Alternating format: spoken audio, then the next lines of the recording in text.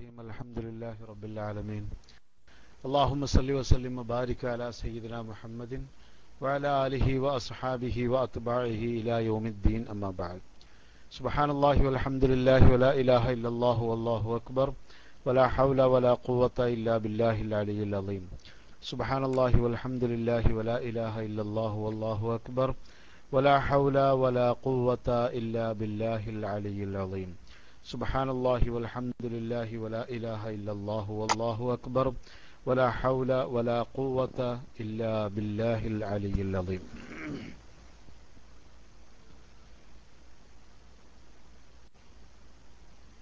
Kerala Islamic class റൂമിന്റെ പ്രതിവാര ചരിത്ര പഠന പരിപാടിയായ ചരിത്രപാതയിലേക്ക് എല്ലാ നല്ലവരായ സഹോദരങ്ങൾക്കും സഹപ്രവർത്തകർക്കും സ്നേഹസമ്പന്നമായ സ്വാഗതം. എല്ലാ തിങ്കളാഴ്ചകളിലും നമ്മുടെ ഈ സന്ദർഭത്തിലുള്ള ഈ ക്ലാസ്സിൽ നാം ഇസ്ലാമിക ചരിത്രത്തിലെ ഏറ്റവും പ്രധാനപ്പെട്ട വ്യക്തികളെ സംബന്ധിച്ചും സംഭവങ്ങളെ സംബന്ധിച്ചും സംസാരിച്ചു വരികയാണ്. ഏതാനും ആഴ്ചകളായി നാം പറഞ്ഞു വരുന്നത് ഹസ്രത്ത് അബൂബക്കർ സിദ്ദീഖ് റളിയല്ലാഹു തആല അൻഹുവിനെ സംബന്ധിച്ചാണ്. ആ മഹാനുഭവന്റെ മഹത്തായ ജീവിതത്തിന്റെ പ്രധാനപ്പെട്ട ഏടുകളിലൂടെ നാം ചരിത്ര സഞ്ചാരം നടത്തുകയുണ്ടായി കഴിഞ്ഞ ഏതാനും ആഴ്ചകളിൽ. കഴിഞ്ഞ ആഴ്ചയിൽ സാങ്കേതികമായി നമുക്ക് ക്ലാസ്സിൽ എത്തിച്ചേരാൻ കഴിഞ്ഞില്ല. എന്നാലും അതിന് മുമ്പുള്ള ആഴ്ചയിൽ നമ്മൾ അവസാനമായി പറഞ്ഞു പിരിയുമ്പോൾ മഹാനായ അബൂബക്കർ സിദ്ദീഖ് റളിയല്ലാഹു തആല അൻഹുവിന്റെ ഭരണകാലത്തെ സംബന്ധിച്ചും ആ കാലഘട്ടത്തിലുണ്ടായ പ്രധാനപ്പെട്ട സംഭവ വികാസങ്ങളെ സംബന്ധിച്ചുമാണ് നാം പറഞ്ഞു വരുന്നത്.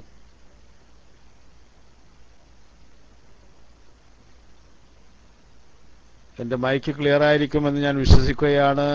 എനിക്ക് സാങ്കേതികമായ ചില പ്രശ്നങ്ങൾ എന്റെ സിസ്റ്റത്തെ സംബന്ധിച്ചിടത്തോളം ഉണ്ട്. എന്തായിരുന്നാലും സന്തോഷം, എല്ലാ സഹോദരങ്ങൾക്കും സന്തോഷം.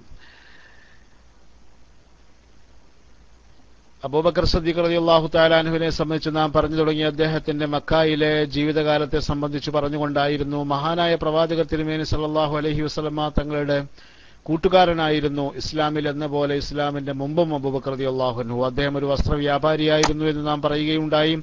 മക്കായിലെ ബനു തൈം കുടുംബക്കാരനായിരുന്നു അദ്ദേഹം വളരെ വളരെ പ്രശസ്തനായ ഒരാളായിരുന്നു.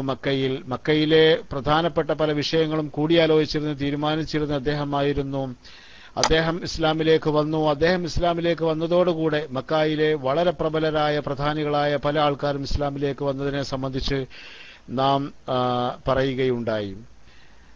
മഹാനായ റസൂൽ കരീം സല്ലല്ലാഹു അലൈഹി വസല്ലം തങ്ങളോടൊപ്പം ഹിജ്റ യാത്രയിൽ പങ്കെടുക്കാനുള്ള സൗഭാഗ്യം സിദ്ദീഖുൽ അക്ബറിന്റെ ഏറ്റവും വലിയ സൗഭാഗ്യമായിരുന്നു എന്ന് നാം വിലയിരുത്തുകയുണ്ടായി.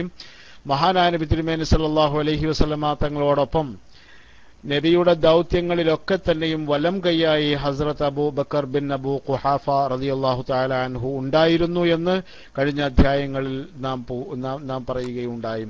മഹാനായ നബി തിരുമേനി സല്ലല്ലാഹു അലൈഹി വസല്ലം തങ്ങളുടെ വഫാത്തിന് ശേഷം ഇസ്ലാമിന്റെ ഒന്നാം ഭരണാധികാരിയായി അല്ലാഹുവിന്റെ റസൂലിന്റെ ഒന്നാം ഖലീഫയായി ഹസ്രത്ത് അബൂബക്കർ റളിയല്ലാഹു തആല അൻഹു തെരഞ്ഞെടുക്കപ്പെട്ട സാഹചര്യങ്ങൾ നാം വിശദമായി തന്നെ കഴിഞ്ഞ ദിവസങ്ങളിൽ പറയുകയുണ്ടായി. ഇന്ന് നമുക്ക് കഴിഞ്ഞ ആഴ്ചയിൽ കഴിഞ്ഞ അധ്യായത്തിൽ നമ്മൾ പറഞ്ഞു വെച്ചത് ഖാലിദ് റളിയല്ലാഹു തആല അൻഹുവിന്റെ ഭരണകാലത്ത് അദ്ദേഹത്തിന്റെ ഗവൺമെന്റ് അദ്ദേഹത്തിന്റെ ഭരണകൂടം നേരിട്ട ഏറ്റവും വലിയ വെല്ലുവിളി എന്തായിരുന്നു എന്നാണ്.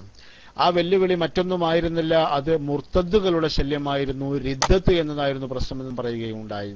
റിദ്ദത്തിന്റെ ആഴവും പരപ്പും എത്രമാത്രം വലുതായിരുന്നു എന്ന് മനസ്സിലാക്കുവാൻ വേണ്ടി നാം അറേബ്യയിലൂടെ ഒരു ചെറിയ ഓട്ടപ്രദർശനം തന്നെ നടത്തുകയുണ്ടായി.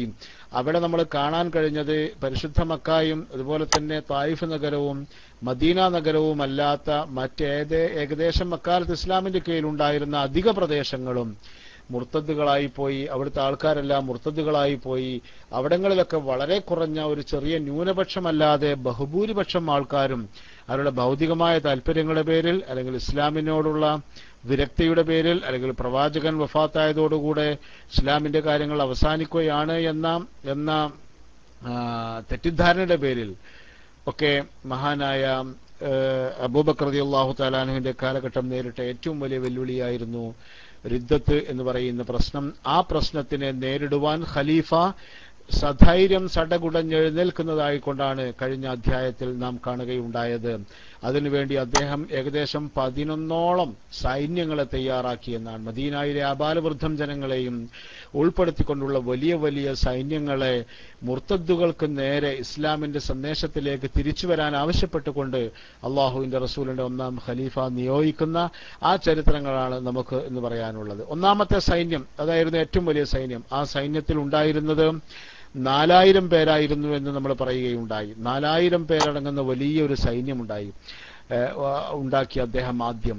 അദ്ദേഹത്തിന്റെ ആ സൈന്യത്തിന്റെ നേതൃത്വം സെയ്ദ് ഇബ്നുൽ ഖത്താബ് റളിയല്ലാഹു തആല അൻഹുവിനെ, അതായത് മഹാനായ ഉമർ ഖത്താബ് റളിയല്ലാഹു തആല അൻഹുവിന്റെ സഹോദരനെ ഏൽപ്പിക്കാൻ ഖലീഫ തീരുമാനിച്ചുവെങ്കിലും സെയ്ദ് ഇബ്നുൽ ഖത്താബ് പറഞ്ഞു, ഒരു അമീറായി പോകാനല്ല, ഒരു യോദ്ധാവായി പോയി യുദ്ധം ചെയ്ത് വീരസ്വർഗം പ്രാപിക്കാനാണ് ഞാൻ ആഗ്രഹിക്കുന്നത്. ഞാൻ അതുകൊണ്ട് തന്നെ ഈ ഇമാറത്ത്, ഈ നേതൃത്വം അത് ഞാൻ ആഗ്രഹിക്കുന്നില്ലെന്ന് പറയുകയുണ്ടായി. അത് കഴിഞ്ഞതിന് ശേഷം മഹാനായ അബൂബക്കർ റളിയല്ലാഹു അൻഹു ഈ സൈന്യത്തിന്റെ നേതൃത്വം വെച്ചു നീട്ടിയത് സാലിം മൗല അബൂ ഹുദൈഫ റളിയല്ലാഹു അൻഹുവിനായിരുന്നു. പക്ഷേ അദ്ദേഹം അതിന് കൂട്ടാക്കിയില്ല. അദ്ദേഹവും സെയ്ദ് ഇബ്നുൽ ഖത്താബ് റളിയല്ലാഹു തആല പറഞ്ഞ പോലെ തന്നെ എനിക്ക് രക്തസാക്ഷിയാവണം, അതിനാണ് താല്പര്യം എന്ന് പറഞ്ഞ് ഒഴിവാകുകയുണ്ടായി. ന്യായമായിരുന്നു അവരുടെ കാര്യങ്ങളെല്ലാം, ന്യായമായ താല്പര്യമായിരുന്നു അത്. താല്പര്യങ്ങളുടെ ഏറ്റവും വലിയ താല്പര്യമായിരുന്നല്ലോ അത്. അള്ളാഹുവിന്റെ വീരസ്വർഗം പ്രാപിക്കാനുള്ള മഹത്തായ അവസരമായി ജിഹാദിനെ കാണുന്നവരായിരുന്നു സഹാബിവരന്മാർ. അവസാനം മഹാനായ അബൂ ഹുദൈഫ റളിയല്ലാഹു അൻഹു നോട് തന്നെ ഈ സൈന്യത്തിന് നേതൃത്വം ഏറ്റെടുക്കാൻ ഖലീഫ ആവശ്യപ്പെട്ടുവെങ്കിലും അദ്ദേഹവും അതിന് കൂട്ടാക്കിയില്ല എന്നാണ്. ഈ സാഹചര്യത്തിലാണ് ഖലീഫ അബൂബക്കർ റളിയല്ലാഹു അൻഹു അറേബ്യ കണ്ട ഏറ്റവും വലിയ വില്ലാളി വീരന്മാരിൽ ഒരാളായ, ഏറ്റവും വലിയ സമര നായകന്മാരിൽ ഒരാളായ, വലിയ യുദ്ധ തന്ത്രജ്ഞന്മാരിൽ ഒരാളായ, വലിയ നയതന്ത്രജ്ഞന്മാരിൽ ഒരാളായ ഹസ്രത്ത് ഖാലിദ് ഇബ്നുൽ വലീദ് റളിയല്ലാഹു തആല നേതൃത്വം ഏൽപ്പിക്കുന്നത്. ഖാലിദ് റളിയല്ലാഹു തആല അൻഹു ആദ്യം അത് സമ്മതിച്ചില്ല എങ്കിലും അദ്ദേഹം നിർബന്ധിച്ചു. അപ്പോൾ അത് അദ്ദേഹം സ്വീകരിക്കുക തന്നെ ചെയ്തു. ഇസ്ലാമിന് വേണ്ടി ഈ ദൗത്യം ഏറ്റെടുക്കാൻ ഖാലിദ് ഇബ്നുൽ വലീദ് റളിയല്ലാഹു തആല അൻഹു എന്ന ഫുർസാൻ ബനു മഖ്സൂം വംശത്തിലെ ഏറ്റവും വലിയ കുതിരക്കാരൻ, അറേബ്യയിലെ ഏറ്റവും വലിയ പടനായകൻ, അദ്ദേഹം സന്നദ്ധനായി മുന്നോട്ട് വന്നു. അദ്ദേഹത്തിന്റെ നേതൃത്വത്തിൽ 4000ഓളം വരുന്ന സൈന്യത്തെയുമായി അബൂബക്കർ റളിയല്ലാഹു അൻഹു നിയോഗിക്കാൻ ഉദ്ദേശിക്കുന്നത് ഒന്നാമതായി ബനു അസദ് വംശത്തിലേക്കാണ്. നമ്മൾ നേരത്തെ പറഞ്ഞല്ലോ, കള്ളപ്രവാചകന്മാരുടെ കൂട്ടത്തിൽ തുലൈഹത്ത് എന്ന് പറയുന്ന ഒരാളുണ്ടായിരുന്നു. യമനിന്റെ ഏകദേശം അടുത്തായ പ്രദേശത്തായിരുന്നു അവർ ഉണ്ടായിരുന്നത്. അദ്ദേഹത്തിന്റെ ഷറിൽപ്പെട്ടുകൊണ്ട് ധാരാളം പേർ യുദ്ധത്തിലേക്ക് പോയ വലിയ ശല്യം നേരിടുന്ന ഒരു സാഹചര്യമായിരുന്നു. അതുകൊണ്ട് അദ്ദേഹത്തിന്റെ, അതായത് ഖാലിദ് ബിൻ വലീദിന്റെ നേതൃത്വത്തിലുള്ള സൈന്യത്തിന്റെ ആദ്യ ദൗത്യം ബനു അസദ് വംശമാണ്, ആദ്യത്തെ ലക്ഷ്യം എന്ന് പറയുന്നത്. അങ്ങനെ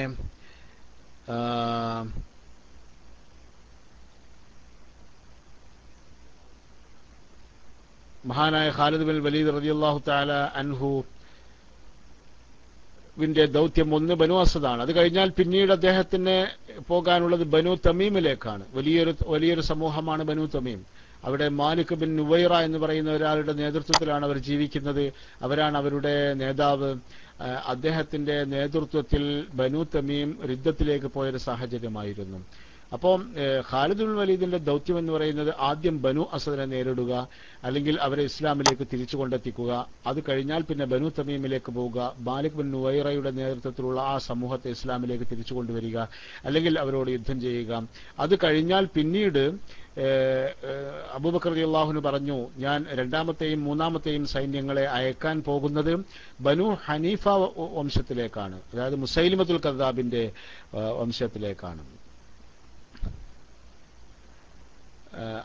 അവിടേക്ക് അയക്കുന്ന ബനു അസദിന്റെയും ബനു തമീമിന്റെയും ദൗത്യം പൂർത്തിയാക്കിയതിനു ശേഷം ബനു ഹനീഫയിലേക്ക് പോകാനാണ് ഖാലിദ് റളിയല്ലാഹു അൻഹുവിനോട് അബൂബക്കർ റളിയല്ലാഹു അൻഹു പറഞ്ഞത്.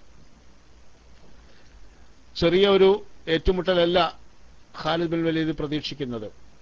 തുലൈഹത്ത് ബിനു അസ്വദ് എന്ന് പറയുന്ന ബനു അസദ് വംശജനായ കള്ളപ്രവാചകൻ ഈ വിവരങ്ങൾ അറിഞ്ഞുകൊണ്ട് മദീനയിൽ നിന്നൊരാക്രമണം ഉണ്ടാകുമെന്ന് എപ്പോഴും പ്രതീക്ഷിച്ചുകൊണ്ടിരിക്കുകയാണ്. അതിനുവേണ്ടി ഒരു സൈന്യത്തെ അദ്ദേഹം തയ്യാറാക്കി നിർത്തിയിരിക്കുകയാണ്.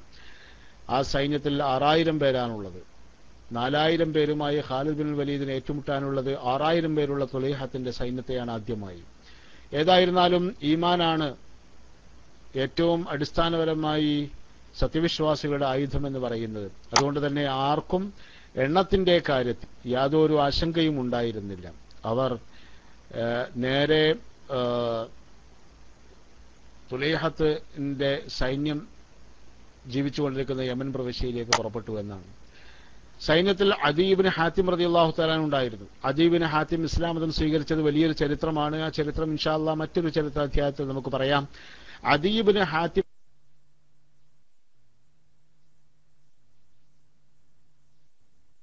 രണ്ട് കബീലകളും ഇസ്ലാമിൽ നിന്ന് പുറത്തു പോയിക്കൊണ്ടേയിരിക്കുന്ന ഒരു സാഹചര്യമായിരുന്നു. അവരിൽ റിദ്ദത്ത് പടർന്നു പിടിച്ചുകൊണ്ടിരിക്കുന്ന ഒരു സാഹചര്യമായിരുന്നു അത്. അതുകൊണ്ട് തന്നെ ആ ഭാഗത്തേക്ക് മഹാനായ ഖാലിദ് ബിൻ വലീദ് റളിയല്ലാഹു തആല അൻഹു തന്റെ സൈന്യവുമായി പോകുന്നതിനിടയിൽ തയ്യ് കുടുംബത്തിന്റെ തയ്യ് വംശത്തിന്റെ അടുക്കലൂടെയാണ് പോകുന്നത്. അതുകൊണ്ട് അവിടെ എത്തിയപ്പോൾ ഔസ് ജദീല എന്നീ കുടുംബങ്ങൾ യുദ്ധത്തിലേക്ക് പോയെങ്കിൽ അവരെ നേരിടാം എന്നൊരു അഭിപ്രായത്തിലേക്ക് ഖാലിദ് ബിൻ വലീദ് റളിയല്ലാഹു അൻഹു എത്തി. പക്ഷേ അദീ ഇബ്നു ഹാത്തിം റളിയല്ലാഹു അൻഹു ഇടപെട്ടു. ഞാൻ അവരോട്, അവരെന്റെ സമൂഹമാണ്, അതുകൊണ്ട് ഞാൻ അവരോട് കാര്യങ്ങളൊന്ന് പറഞ്ഞ് മനസ്സിലാക്കാൻ ശ്രമിച്ചു കൊള്ളട്ടെ എന്ന് പറഞ്ഞു. അങ്ങനെ ഖാലിദ് ബിൻ വലീദ് അനുവദിക്കുകയും അദീ ഇബ്നു ഹാത്തിം പോയിട്ട് ഗൗസ് കുടുംബത്തോട് ആദ്യം സംസാരിക്കുകയും ചെയ്തു. അവരോട് കാര്യങ്ങളൊക്കെ പറഞ്ഞ് മനസ്സിലാക്കി കൊടുത്തപ്പോൾ തങ്ങളുടെ നേതാവ് കൂടിയായ അദീ ഇബ്നു ഹാത്തിം അങ്ങനെ പറഞ്ഞപ്പോൾ അവരൊക്കെ ഒന്നടങ്കം ഇസ്ലാമിലേക്ക് വന്നു എന്ന് മാത്രമല്ല അവരിൽ 500 പേർ ഖാലിദ് ബിൻ വലീദിന്റെ സൈന്യത്തിൽ ചേരാൻ സന്നദ്ധരാവുകയും ചെയ്തു. അതോടുകൂടി ഇസ്ലാമിക സൈന്യത്തിന്റെ എണ്ണം 4000-ൽ നിന്ന് 4500 ആയി. പിന്നീട് ജദീല വംശം മാത്രമാണ് പിണങ്ങി നിൽക്കുന്നത്. അദീ ഇബ്നു ഹാത്തിം തന്നെ ഖാലിദ് ബിൻ വലീദിന് പറഞ്ഞു, അവരും എന്നെ സംബന്ധിച്ചിടത്തോളം അകന്നവരല്ലല്ലോ, അവരോട് ഞാൻ സംസാരിക്കാം. അങ്ങനെ അവരോടും സംസാരിച്ചു. അവരെയും മനസ്സിലാക്കി കൊടുക്കുകയും അവരെയും ഇസ്ലാമിലേക്ക് തിരിച്ചെത്തിക്കുകയും ചെയ്തു. അവരിൽ നിന്നും 500 പേരെ കിട്ടി. അങ്ങനെ പോകുന്ന വഴിയിൽ വെച്ച് 4000 പേരുണ്ടായിരുന്ന സൈന്യം 5000 പേരായി തീരുകയുണ്ടായി. മഹാനായ ഖാലിദ് ബിൻ വലീദ് റളിയല്ലാഹു തആല അൻഹു അദ്ദേഹത്തിന്റെ 5000 പേർ വരുന്ന വലിയ സൈന്യവുമായി ബനു അസദ് വംശത്തിലെത്തി. അവിടെ തുലൈഹത്ത്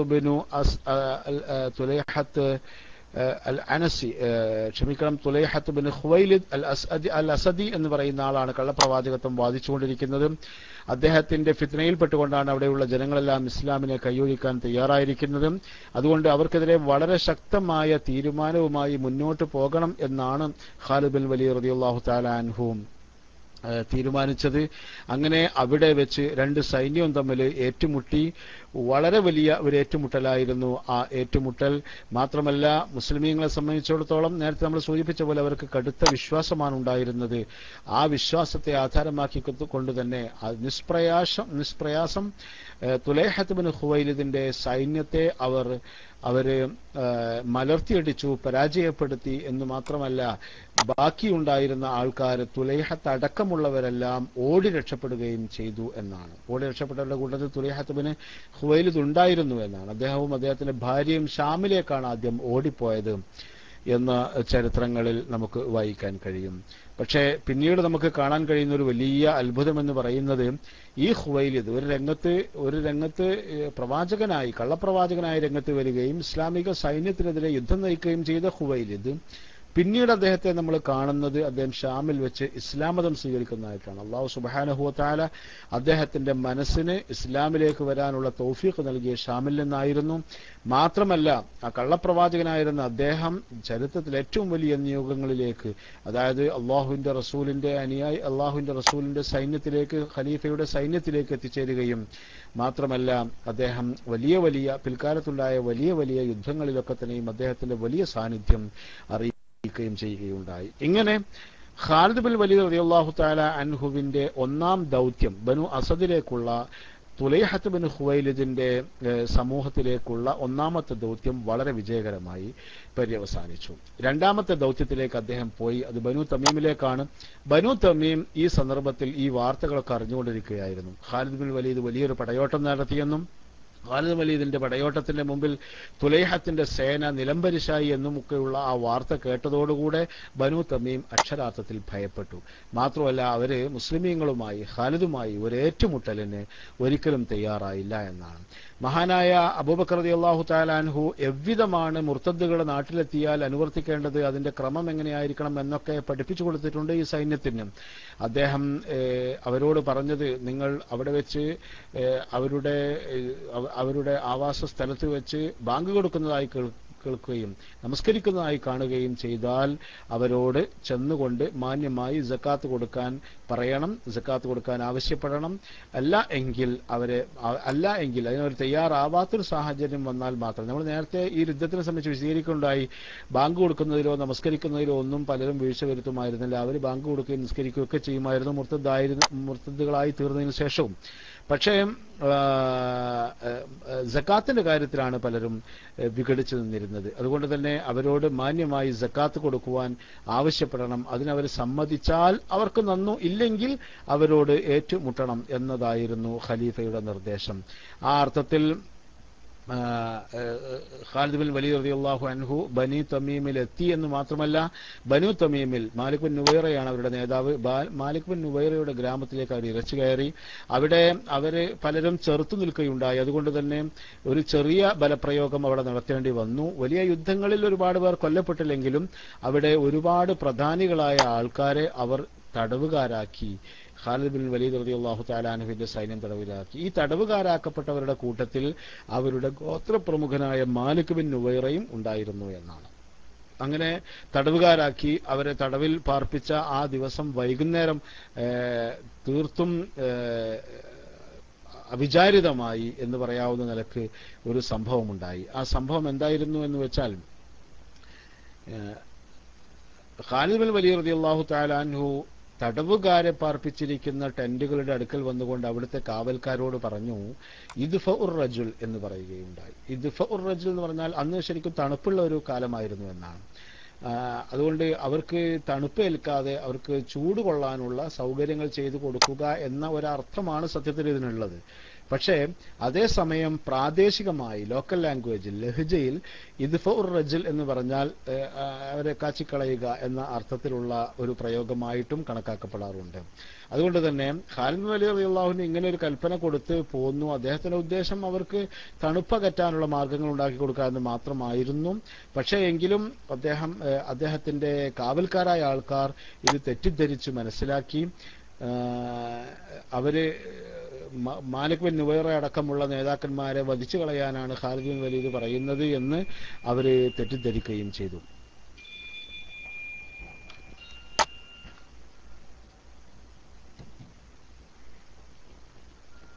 അങ്ങനെ തെറ്റിദ്ധരിച്ചു എന്ന് മാത്രമല്ല, പിന്നീടുണ്ടായത് വളരെ ഖേദകരമെന്ന് പറയട്ടെ, മാലിക് ബിൻ നുവൈറ അടക്കമുള്ള പ്രധാനികളായ ആൾക്കാരെ സൈന്യം ഖാലിദ് ബിൻ വലീദ് റളിയല്ലാഹു തആല അൻഹുവിന്റെ കാവൽക്കാർ വധിച്ചു കളഞ്ഞു എന്നുള്ളതാണ്. ഇത് അറേബ്യയിൽ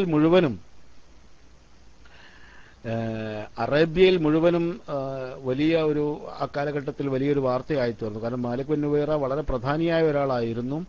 മാത്രമല്ല അദ്ദേഹത്തോട് ചർച്ചകളൊക്കെ നടത്തി പ്രതീക്ഷകൾ ബാക്കിയുള്ള ഒരാൾ തന്നെയായിരുന്നു മാലിക് ബിൻ നുവൈറ. പക്ഷേ അവിചാരിതമായി ഇങ്ങനെ ഒരു സംഭവം സംഭവിക്കുകയുണ്ടായി. ഈ സംഭവം വലിയൊരു വാർത്തയായി തീർന്നു. ഖാലിദ് ബിൻ വലീദ് റളിയല്ലാഹു തആല അൻഹുവിന് നേരെയുള്ള ഒരു ആരോപണം കൂടിയായി തീർന്നു. എന്താണ് അതിന് ആരോപണം എന്ന് വന്നാൽ, ഇത് കഴിഞ്ഞതിന് ശേഷം പിറ്റേ ദിവസം അവിടെ ഒരു വിവാഹം നടക്കുകയുണ്ടായി.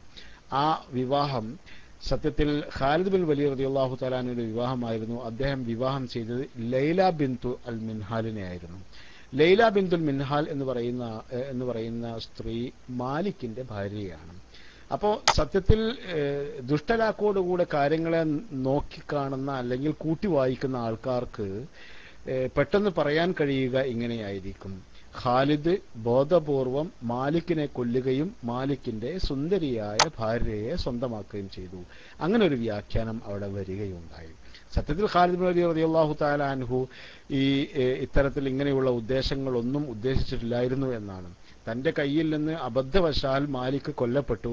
അതോടുകൂടെ അനാഥത്തിലേക്ക് പോയ ലൈലയ്ക്ക് ഒരു സംരക്ഷണം കൊടുത്തു എന്നതിലപ്പുറമുള്ള ഒരു വികാരം ഖാലിദ് ബിൻ വലീദ് റളിയല്ലാഹു തആല അൻഹു ഉണ്ടായില്ല. പക്ഷേ എങ്കിലും തന്റെ സൈനിക സഹാബിമാർ, തന്നോടൊപ്പം ഉണ്ടായിരുന്ന സൈനികരിൽ പ്രധാനികളായ ആൾക്കാർ വരെയുള്ളവർ ഈ വിഷയത്തെ ശക്തമായി പ്രതിഷേധിക്കുകയും ആ പ്രതിഷേധത്തിന്റെ കൂട്ടത്തിൽ ഏറ്റവും വലിയ സ്വരം മഹാനായ അബൂ ഖതാദ അൽ അൻസാരി റളിയല്ലാഹു അൻഹുവിന്റേതായിരുന്നു.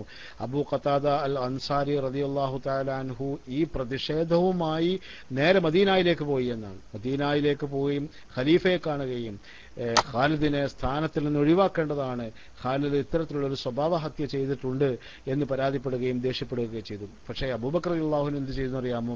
ഒരു സൈന്യത്തെ ഒരു ദൗത്യം ഏൽപ്പിച്ചു കഴിഞ്ഞാൽ ആ ദൗത്യം പൂർത്തിയാക്കുന്നത് വരേക്കും ആ സൈന്യത്തിന്റെ മനസ്സ് പതറാതെ ചിതറാതെ കാത്തു സൂക്ഷിക്കേണ്ടത് ഒരു ഭരണാധികാരിയുടെ ഏറ്റവും പ്രധാനപ്പെട്ട ഉത്തരവാദിത്വം ദൗത്യവുമാണ്.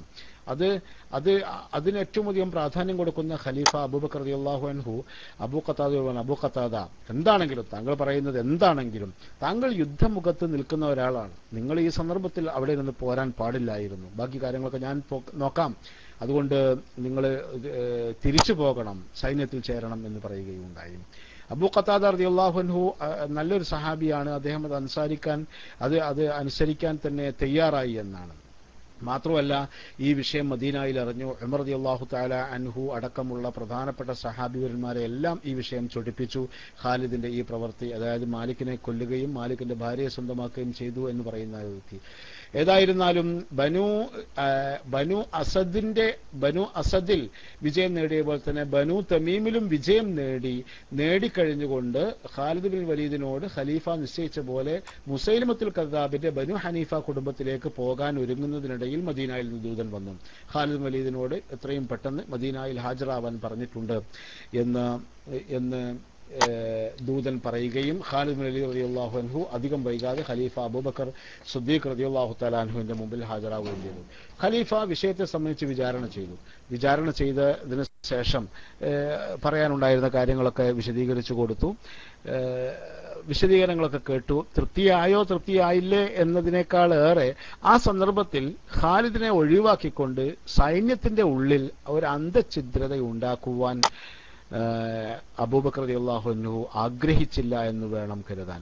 അതുകൊണ്ട് തന്നെ അദ്ദേഹത്തോട് കാര്യങ്ങളൊക്കെ പറയുകയും കാര്യങ്ങളൊക്കെ വളരെ സൂക്ഷ്മമായി ചെയ്യണം, ഇത്തരം സാഹചര്യങ്ങളൊക്കെ വളരെ വളരെ ബുദ്ധിപരമായി കൈകാര്യം ചെയ്യണം എന്നൊക്കെ പറയുകയും ഉപദേശിക്കുകയും ചെയ്തുകൊണ്ട് അദ്ദേഹത്തിന്റെ മൂന്നാം ദൗത്യമായിരുന്ന ബനു ഹനീഫ കൂട്ടത്തിൽ ഏറ്റവും ശക്തമായ ദൗത്യം അതായിരുന്നു. ആ ദൗത്യത്തിലേക്ക് അദ്ദേഹത്തെ നിയോഗിക്കുകയും ചെയ്തു. പക്ഷേ സത്യത്തിൽ ബനു ഹനീഫ കുടുംബത്തിലേക്കുള്ള ഏറ്റവും പ്രധാനപ്പെട്ട സൈന്യം എന്ന് പറയുന്നത് ഖാലിദ് ബിൻ വലീദിന്റെ സൈന്യമല്ല. ബനു അസദിന്റെയും ബനു തമീമിന്റെയും ദൗത്യങ്ങൾ പൂർത്തിയാക്കിയതിനു ശേഷം പിന്നീട് സമയം ലഭിക്കുകയാണ് എങ്കിൽ ബനു ഹനീഫയിൽ എത്തി അവിടേക്ക് ഞാൻ അയക്കാൻ ഉദ്ദേശിക്കുന്ന സൈന്യത്തോടൊപ്പം ചേരുക എന്ന് മാത്രമാണ് അബൂബക്കർ റളിയല്ലാഹു അൻഹു ഖാലിദ് റളിയല്ലാഹു തആല അൻഹുവിനോട് പറഞ്ഞിരുന്നത്.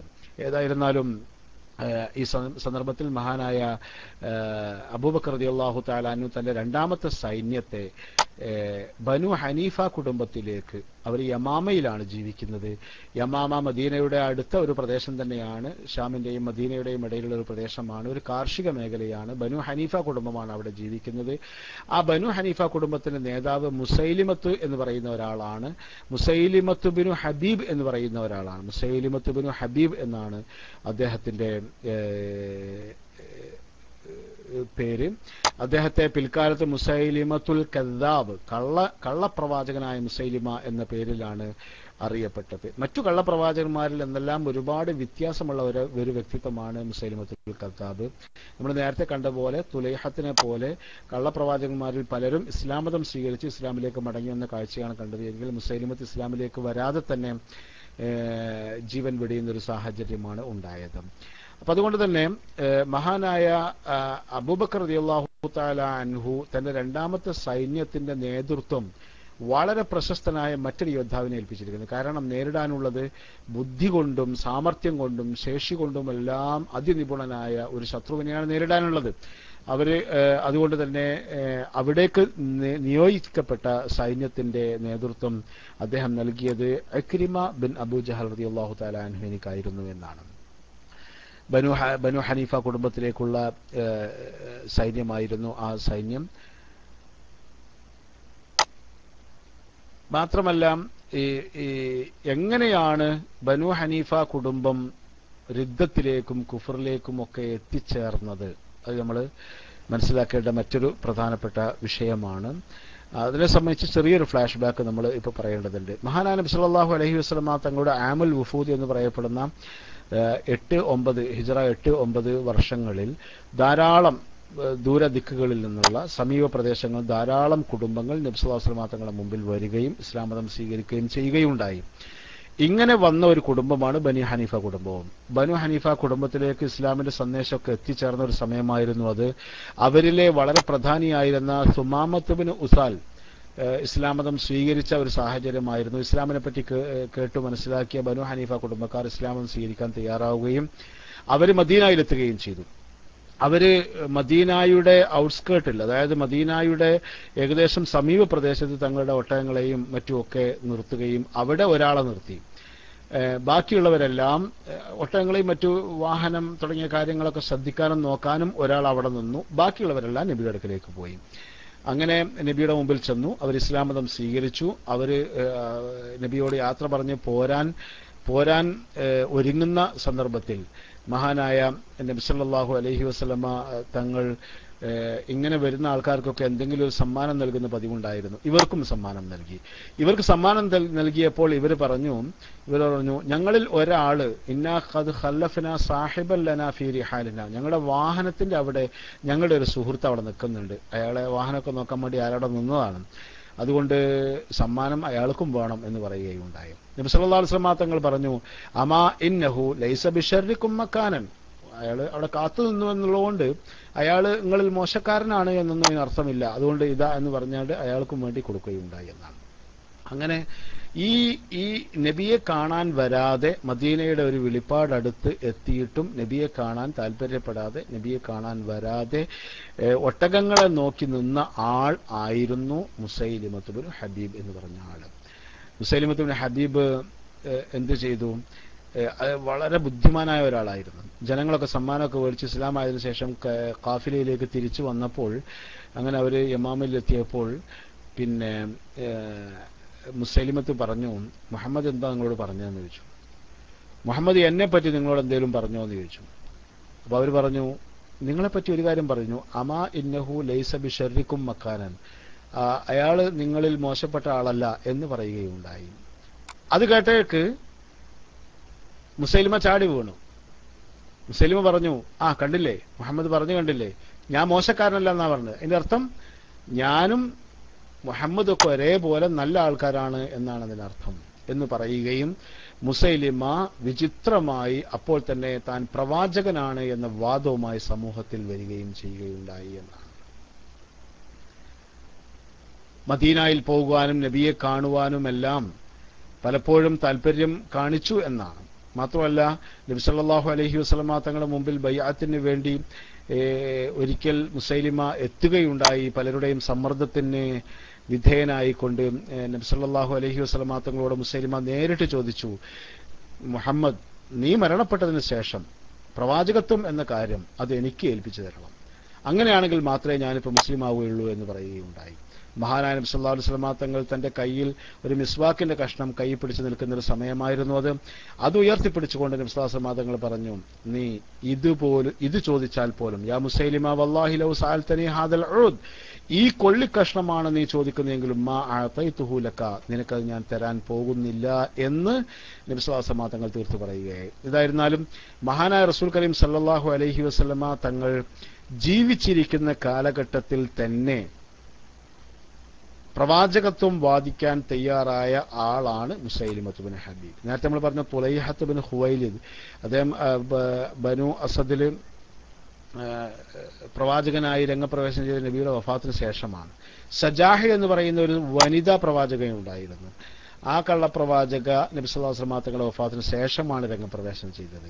നബിയുടെ കാലഘട്ടത്തിൽ പ്രവാചകത്വവുമായി മുന്നോട്ട് വരാൻ രണ്ടാൾക്കാർ മാത്രമേ ധൈര്യം കാണിച്ചിട്ടുള്ളൂ. ഒന്ന് മുസൈലിമയാണ്, രണ്ടാമത്തേത് അസ്വദുൽ അനസി എന്ന് പറഞ്ഞ ആളാണ്. അയാളെ സംബന്ധിച്ച് നമുക്ക് വിശദമായി പരിശോധിക്കാം. ഏതായിരുന്നാലും മുസൈലിമ തന്റെ സമൂഹത്തിൽ വന്നു എന്ന് മാത്രമല്ല, അവിടെ ആൾക്കാരെ മുഴുവനും പറഞ്ഞ് മുസൈലിമ വലിയ സാമർഥ്യമുള്ള ആളായിരുന്നു, വലിയ സ്വാധീനമുള്ള ആളായിരുന്നു. ആ സ്വാധീനം ഉപയോഗപ്പെടുത്തിക്കൊണ്ട് ഏകദേശം 10,000-ഓളം പേർ ഒറ്റയടിക്ക് മുസൈലിമയുടെ അനുയായികളായി മാറി എന്നാണ് ബനു ഹനീഫയുടെ ചരിത്രം നമ്മെ പഠിപ്പിക്കുന്നത്. അങ്ങനെ ഈ സന്ദർഭത്തിൽ മദീനയിലൊന്ന് പോയി വന്നു, ആരും അറിയാതെ മദീനയിലൊന്ന് പോയി വന്നതിന് ശേഷം മുസൈലിമ പറഞ്ഞു വരുത്താൻ തുടങ്ങി, ഞാൻ പറഞ്ഞ കണ്ടീഷൻ മുഹമ്മദ് അംഗീകരിച്ചിട്ടുണ്ട്, മുഹമ്മദിന് ശേഷം ഞാനാണ് പ്രവാചകൻ എന്ന് പറയുകയുണ്ടായി എന്നാണ്. മാത്രമല്ല നബി സല്ലല്ലാഹു അലൈഹി വസല്ലം തങ്ങളുടെ അടുക്കലേക്ക് ഒരു കത്തുമായി 2 ദൂതന്മാരെ മുസൈലിമ പറഞ്ഞയച്ചു. ആ കത്തിൽ എഴുതിയിരിക്കുന്നതാണ് മിൻ മുസൈലിമ റസൂലില്ല ഇലാ മുഹമ്മദിൻ റസൂലില്ല സല്ലല്ലാഹു അലൈഹി വസല്ലം. അള്ളാഹുവിന്റെ പ്രവാചകനായ മുസൈലിമ അള്ളാഹുവിന്റെ പ്രവാചകനായ മുഹമ്മദ് നബിക്ക് എഴുതുന്ന കത്ത് എന്ന് പറഞ്ഞുകൊണ്ടാണ്, ഇന്നി ഖദ് അശ്റക്തു ഫിൽ അംരി മഅക ഫലനാ നിസ്ഫുൽ അർദ് വലക്കും നിസ്ഫുൽ അർദ് ഔ തജ്അലു ലി അൽ അംറ മിൻ ബഅദിക്. ഒന്നുകിൽ പകുതിയായിട്ട് ഈ അധികാരം നമുക്ക് പകുക്കാം, അല്ലെങ്കിൽ നിന്റെ കാലശേഷം എനിക്ക് എന്നായിരിക്കണം. വലാകിന്നി അഅലമു അന്ന ഖുറൈശൻ ഖൗമൻ യഅദിലൂൻ. എനിക്കറിയാം ഖുറൈശികൾ നീതിമാന്മാരാണ്, അതുകൊണ്ട് തന്നെ നിങ്ങൾ ഞാൻ പറഞ്ഞത് കേൾക്കും, നിങ്ങൾ ഞാൻ പറഞ്ഞ കാര്യം മനസ്സിലാക്കുമെന്ന് ഞാൻ വിശ്വസിക്കുന്നു എന്നൊക്കെ പറഞ്ഞുകൊണ്ടുള്ള ഒരു കത്തുമായി 2 ദൂതന്മാരെ മഹാനായ നബി സല്ലല്ലാഹു അലൈഹി വസല്ലം തങ്ങളുടെ അടുക്കലേക്ക് മുസൈലിമ പറഞ്ഞയക്കുകയുണ്ടായി. അങ്ങനെ പറഞ്ഞയച്ചു. 2 ദൂതന്മാർ നബിയുടെ അടുക്കൽ ചെന്നു, കത്തുമായി ചെന്നു. കത്ത് വായിച്ചു നോക്കിയതിനു ശേഷം നബി അവരോട് ചോദിച്ചു, നിങ്ങൾ മുസൈലിമയെ അംഗീകരിക്കുന്ന ആൾക്കാരാണോ എന്ന് ചോദിച്ചു. ദൂതന്മാർ 2 പേരും പറഞ്ഞു, ഞങ്ങൾ മുസൈലിമയെ പ്രവാചകനായി അംഗീകരിക്കുന്ന ആൾക്കാരിൽ പെട്ടതാണ്. നബി പറഞ്ഞു, ലൗലാ അന്ന റുസുല ലാ തുഖ്തലു ലഖതൽതുഹുമാ. ദൂതന്മാർ, ഒരു കത്തുമായി വന്ന ദൂതന്മാർ, അവരോട് മാന്യത കാണിക്കേണ്ടതുണ്ട്, അവരെ വധിക്കാൻ പാടില്ല, അവരെ ശല്യപ്പെടുത്താൻ പാടില്ല. അതുകൊണ്ട് തന്നെ അല്ലായിരുന്നുവെങ്കിൽ, അങ്ങനെ ഒരു അലിഖിത നിയമം ഇല്ലായിരുന്നുവെങ്കിൽ നിങ്ങളെ 2 പേരെയും ഇവിടെ വെച്ച് ഞാൻ വധിക്കാൻ കൽപ്പിക്കുമായിരുന്നു എന്ന് വരെ നബി സ്വല്ലല്ലാഹു അലൈഹി വസല്ലം പറഞ്ഞു. ഏതായാലും മഹാനായ റസൂലുള്ളാഹി സ്വല്ലല്ലാഹു അലൈഹി വസല്ലം തങ്ങൾ അവരെ വധിച്ചതൊന്നുമില്ല, അവരെ മടക്കി അയച്ചു. അത് കഴിഞ്ഞതിന് ശേഷം അതിന്റെ മറുപടി എന്നോണം നബി സല്ലല്ലാഹു അലൈഹി വസല്ലം തങ്ങൾ മഹാനായ ഹബീബ് ഇബ്നു സെയ്ദ് റളിയല്ലാഹു തആല അൻഹുവിന്റെ കയ്യിൽ മുസൈലിമത്തുൽ കദ്ദാബിന് ഒരു കത്ത് കൊടുത്തയച്ചു. ആ കത്തിൽ നബി സല്ലല്ലാഹു അലൈഹി വസല്ലം തങ്ങൾ എഴുതിയിരുന്നത് ഇങ്ങനെയാണ്: മിൻ മുഹമ്മദിൻ റസൂലില്ലാഹി, അള്ളാഹുവിന്റെ ദൂതനായ മുഹമ്മദ് മുസ്തഫ സല്ലല്ലാഹു അലൈഹി വസല്ലം തങ്ങൾ എഴുതുന്നു, ഇലാ മുസൈലിമത്തുൽ കദ്ദാബ്, കള്ളപ്രവാചകനായ മുസൈലിമക്ക് എന്ന് പറഞ്ഞുകൊണ്ട്, അസ്സലാമു അലാ മൻ ഇത്തബഅൽ ഹുദാ, സന്മാർഗത്തെ അനുധാവനം ചെയ്തവർക്കാണ് രക്ഷ. ഇന്നൽ അർള ലില്ലാഹി യൂരിതുഹാ മൻ യശാഉ മിൻ ഇബാദിഹി വൽ ആഖിബത്തു ലിൽ മുത്തഖീൻ എന്ന് പറയുന്ന ആ ആയത്തുമായിരുന്നു ആ കത്തിലേത്. അങ്ങനെ കത്തുമായി നബിയുടെ ദൂതൻ ഹബീബ് ഇബ്നു സെയ്ദ് റളിയല്ലാഹു തആല അൻഹു മുസൈലിമയുടെ അടുക്കലെത്തി. മുസൈലിമ എന്ത് ചെയ്തു എന്നറിയാമോ? മുസൈലിമ ദൂതനെ പിടിച്ചു. എന്നിട്ട് മുസൈലിമ ദൂതനോട് ചോദിച്ചു, അത്തശ്ഹദു അന്ന മുഹമ്മദ് റസൂലുള്ളാഹ്, മുഹമ്മദ് അള്ളാഹുവിന്റെ റസൂലാണ് എന്ന് നീ വിശ്വസിക്കുന്നുണ്ടോ എന്ന് ചോദിച്ചു. ഹബീബ് റളിയല്ലാഹു അൻഹു പറഞ്ഞു, ഞാൻ അതെ, ഞാൻ വിശ്വസിക്കുന്നുണ്ട്. പിന്നെ അടുത്ത ചോദ്യം, അത്തശ്ഹദു അന്നി റസൂലുള്ളാഹ്, ഞാൻ അള്ളാഹുവിന്റെ റസൂലാണ് എന്ന് നീ വിശ്വസിക്കുന്നുണ്ടോ? അപ്പോ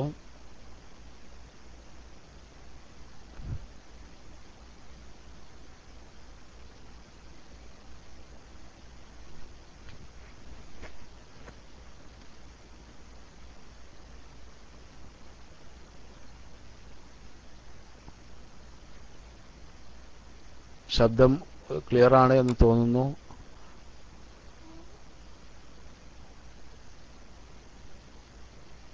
ഓക്കെ,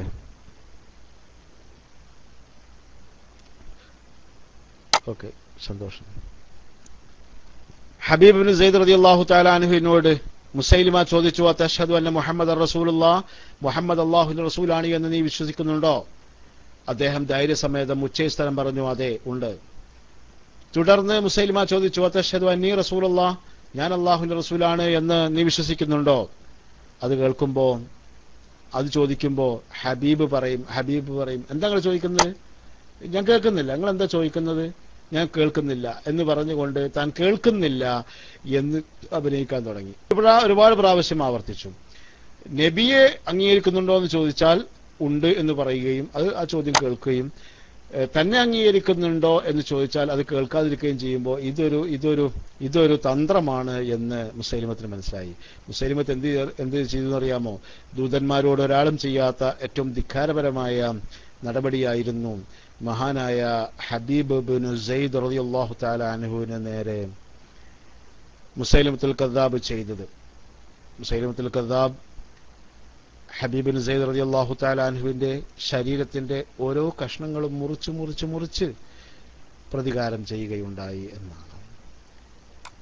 മഹാനായ ഹബീബ് ബിൻ സയ്യിദ് റളിയല്ലാഹു അൻഹു അള്ളാഹുവിന്റെ റസൂല് ഏൽപ്പിച്ച ഒരു ദൗത്യ ശ്രമത്തിനിടയിൽ രക്തസാക്ഷിയായി ഷഹീദായി റളിയല്ലാഹു അൻഹു.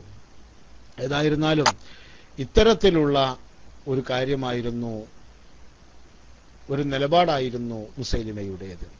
അവസാനം മഹാനായ റസൂൽ കരീം സല്ലല്ലാഹു അലൈഹി വസല്ലമ തങ്ങൾ മറ്റൊരു കാര്യം തീരുമാനിച്ചു. എന്താണ്? ഈ സന്ദർഭത്തിൽ ഏകദേശം 10,000 പേർ നമ്മൾ നേരത്തെ പറയുകയുണ്ടായി, 10,000 പേർ ബനു ഹനീഫ കുടുംബത്തിൽ നിന്ന് മുസൈലിമത്തിനെ പിന്തുടരുകയും മുർത്തദ്ദാവുകയും ചെയ്തിരുന്നു. അത് നബിയുടെ കാലത്താണ്. അവസാന കാലഘട്ടത്തിൽ നബി സല്ലല്ലാഹു അലൈഹി വസല്ലമ തങ്ങൾക്ക് ഈ തന്റെ ദൂതനെ കൊന്നതിന്റെ ന്യായത്തിൽ സത്യത്തിൽ മുസൈലിമക്കെതിരെ ഒരു വലിയ സൈനിക നീക്കം നടത്താൻ കഴിയുമായിരുന്നു. പക്ഷേ ആ സന്ദർഭം നമുക്കെല്ലാവർക്കും അറിയാൻ പോലെ, ഒന്ന് മൂത്തത്ത് യുദ്ധം, തബൂക്ക് യുദ്ധം, മാത്രമല്ല അതിലുണ്ടായ ചില പ്രശ്നങ്ങളുടെ പേരിൽ ഉസാമത്ത് ബിൻ സെയ്ദ് റളിയല്ലാഹു തആല അൻഹുവിനെ ഷാമിലേക്ക് നിയോഗിക്കുന്ന ഇങ്ങനെ ഒരുപാട് കാര്യങ്ങളാൽ നബി സല്ലല്ലാഹു അലൈഹി വസല്ലം തങ്ങൾ മശ്ഗൂലായിരുന്നു. അതുകൊണ്ട് തന്നെ ഒരു സൈനിക നീക്കം നടത്താൻ ആ സന്ദർഭത്തിൽ കഴിഞ്ഞില്ല. എന്നാലും മഹാനായ നബി സല്ലല്ലാഹു അലൈഹി വസല്ലം തങ്ങൾ ബനു ഹനീഫ കുടുംബത്തിന് ഒരു പ്രബോധകനെ പറഞ്ഞയച്ചു കൊടുക്കാൻ തീരുമാനിച്ചു. ആ പ്രബോധകന്റെ പേര് നഹാറുർ റിജാൽ എന്നായിരുന്നു. നബി സല്ലല്ലാഹു അലൈഹി വസല്ലം തങ്ങളോട് സുഹബത്തുള്ള ആളായിരുന്നു. മാത്രമല്ല അൽ ബഖറ സൂറത്ത് മനപ്പാടമുള്ള സഹാബിമാരുടെ കൂട്ടത്തിൽപ്പെട്ട ആളായിരുന്നു എന്നാണ് അദ്ദേഹത്തെ പറ്റി പറയുന്നത്. നഹാറുർ റിജാൽ എന്നാണ് അദ്ദേഹത്തിന്റെ പേര് ചരിത്ര പുസ്തകങ്ങളിൽ കാണുന്നത്. അല്ലെങ്കിൽ നഹാറു ബിൻ ഉൻഫുവ എന്നും പേര് കാണുന്നുണ്ട്. എന്തായിരുന്നാലും നഹാറുർ റിജാൽ എന്ന് പറയുന്ന ഒരു സഹാബിയെ നബി സല്ലല്ലാഹു അലൈഹി വസല്ലം തങ്ങൾ ബനു ഹനീഫ കുടുംബത്തെ ഉപദേശിക്കുവാനും അവരെ സന്മാർഗത്തിലേക്ക് തിരിച്ചു കൊണ്ടുവരാനും വേണ്ടി നിയോഗിക്കുകയുണ്ടായി. അവിടെ എത്തിയതിനു ശേഷം എന്താ പറയുക, നമ്മൾ നേരത്തെ പറഞ്ഞല്ലോ മുസൈലിമ വലിയ ബുദ്ധി സാമർഥ്യമുള്ള ആളായിരുന്നു എന്നാണ്. നഹാർ അവിടെ എത്തി തമ്പടിച്ചു ഒരു സ്ഥലത്ത്. തമ്പടിച്ചപ്പോൾ ആ തമ്പിലേക്ക് മുസൈലിമ കടന്നു ചെന്നു. എന്നിട്ട് മുസൈലിമ നഹാറിനെ ഒന്നും ചെയ്തില്ല. നഹാറിനോട് കാര്യങ്ങളൊക്കെ പറഞ്ഞു മനസ്സിലാക്കി കൊടുത്തു. നിന്റെ ജീവിതത്തിൽ നിനക്ക് ആഗ്രഹിക്കാനും മോഹിക്കാനും കഴിയുന്ന ഏത് സുഖങ്ങളുണ്ടോ ആ സുഖങ്ങൾ നിന്റെ മുമ്പിൽ ഞാൻ എത്തിച്ചു തരും. പകരം നീ ഒരൊറ്റ കാര്യം ചെയ്താൽ മതി, നീ എൻ്റെ ഒപ്പം നിന്നാൽ മതി എന്ന് പറഞ്ഞു. ഏത് മനുഷ്യനെ സംബന്ധിച്ചിടത്തോളം അവർക്ക് അങ്ങനത്തെ ചില വീക്ക്നെസ്സുകൾ ഉണ്ടാവുമല്ലോ. അതുകൊണ്ട് തന്നെ നഹാറു റിജാൽ എന്ന് പറയുന്ന ഈ സഹാബി വര്യൻ അള്ളാഹുവിന്റെ തൗഫീഖിന്റെ ബൗണ്ടറിയിൽ നിന്ന് തെറിച്ചു പോവുകയും അദ്ദേഹം മുസൈലിമത്തുൽ കദ്ദാബിന്റെ ആളായി മാറുകയും ചെയ്തു എന്നാണ്. ദീർഘമായ സമയത്തെ ചർച്ചകൾക്കൊടുവിൽ ജനങ്ങളൊക്കെ ആകാംക്ഷയോടെ കാത്തിരിക്കുകയാണ്. അവർക്ക് വാർത്ത, ഇതുവരെയും അവർക്ക് ലഭിച്ചിരിക്കുന്ന വാർത്ത മദീനയിൽ നിന്ന് ഒരു സഹാബി വന്നിട്ടുണ്ട് എന്നാണ്. ആ സഹാബിയെ കാണാനും ആ സഹാബി എന്തിനു വേണ്ടി വന്നതാണ് എന്നറിയാനും ആ സഹാബി ആരാണ് എന്നറിയാനും ഒക്കെ വേണ്ടിയാണ് സത്യത്തിൽ ബനു ഹനീഫ കുടുംബക്കാർ ഈ ടെന്റിന്റെ അടുത്ത് തടിച്ചുകൂടിയിരിക്കുന്നത്. ആ സന്ദർഭത്തിൽ നഹാറും മുസൈലിമയും ഖൈമയിൽ നിന്ന് പുറത്തേക്ക് വന്നു. ജനങ്ങളൊക്കെ ചോദിച്ചു, എന്താണ് നിങ്ങൾക്ക് പറയാനുള്ളത് എന്ന് ചോദിച്ചു. അപ്പൊ മുസൈലിമ പറഞ്ഞു, ഞാൻ നേരത്തെ മുഹമ്മദിനോട് സംസാരിച്ചിരുന്നല്ലോ, ആ കാര്യങ്ങൾ മുഹമ്മദ് അന്ന് വേണ്ടതുപോലെ അംഗീകരിച്ചിരുന്നില്ല, പക്ഷേ ഇപ്പോൾ അത് അംഗീകരിച്ചിരിക്കുന്നു. ആ അംഗീകരിച്ചിരിക്കുന്നു എന്ന കാര്യം അറിയിക്കാൻ വേണ്ടിയാണ് മുഹമ്മദിന്റെ സഹാബിമാരിൽപ്പെട്ട ഒരാളെ നമുക്ക് സഹായത്തിന് വേണ്ടി എന്നോണം ഇങ്ങോട്ട് പറഞ്ഞയച്ചിരിക്കുന്നത്. അതുകൊണ്ട് ഇനി ആരും സംശയിക്കേണ്ടതില്ല, ആരും ശങ്കിക്കേണ്ടതില്ല, ഇദ്ദേഹം നമ്മോടൊപ്പം ഇനി എന്നും ഉണ്ടാകും എന്നൊക്കെ പറഞ്ഞു. അതുകൊണ്ട് പറഞ്ഞതോടുകൂടി എന്തുണ്ടായെന്നറിയാമോ? ചരിത്രം പറയുകയാണ്, ഏകദേശം 40,000-ഓളം പേർ ഈ ദിവസത്തിൽ മാത്രം മുർത്തദ്ദായി എന്നാ പറയുന്നത്. മൊത്തത്തിൽ 50,000-ഓളം 50,000. ആകെ ഏകദേശം യമാമയിലെ ജനസംഖ്യ എന്ന് പറയുന്നത് 100,000 പേരാണ്. അതിൽ 50,000 പേർ മുർത്തദ്ദുകളും 50,000 പേർ സുമാമത്തുൽ ഉസാൽ തുടങ്ങിയ മഹാന്മാരായ അവിടെ ഉണ്ടായിരുന്ന സഹാബിവരന്മാരുടെ നേതൃത്വത്തിൽ മുസ്ലിമീങ്ങളായും ജീവിച്ചുകൊണ്ടിരിക്കുന്ന ഒരു സാഹചര്യമാണ്. ഇത്രയും വലിയ ഒരു ദുരന്തമായിരുന്നു മുസൈലിമത്തുൽ കദ്ദാബ് എന്ന് പറയുന്നത്. ഈ സന്ദർഭത്തിലാണ് ഈ സന്ദർഭത്തിലാണ് ബനു ഹനീഫ കുടുംബത്തിൽ വാർത്തയെത്തിയത് മഹാനായ നബി സല്ലല്ലാഹു അലൈഹി വസല്ലം തങ്ങൾ വഫാത്തായി എന്ന വാർത്ത. ആ വഫാത്തായി എന്നുള്ള വാർത്ത കേട്ടതോടുകൂടി പിന്നെയും വലിയ ഒരു ഒഴുക്കുണ്ടായി, മുസൈലിമയുടെ മതത്തിലേക്ക് ഒരു വലിയ ഒഴുക്കുണ്ടായി എന്നാണ്. അതുകൊണ്ട് മഹാനായ അബൂബക്കർ സിദ്ദീഖ് റളിയല്ലാഹു തആല അൻഹു തന്റെ ദൗത്യങ്ങളിൽ വെച്ച് ഏറ്റവും വലിയ ദൗത്യമായി കാണുന്നത് മുസൈലിമത്തുൽ കദ്ദാബിന്റെ ബനു ഹനീഫ കുടുംബത്തിലേക്കുള്ള സൈനിക നീക്കം തന്നെയാണ്. ഏതായിരുന്നാലും അതുകൊണ്ട് അബൂബക്കർ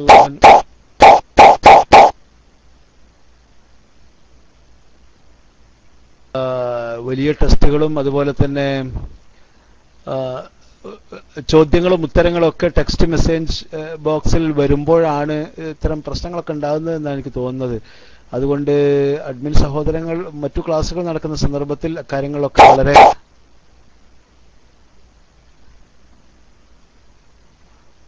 വളരെ ശ്രദ്ധിക്കണം എന്നാണ്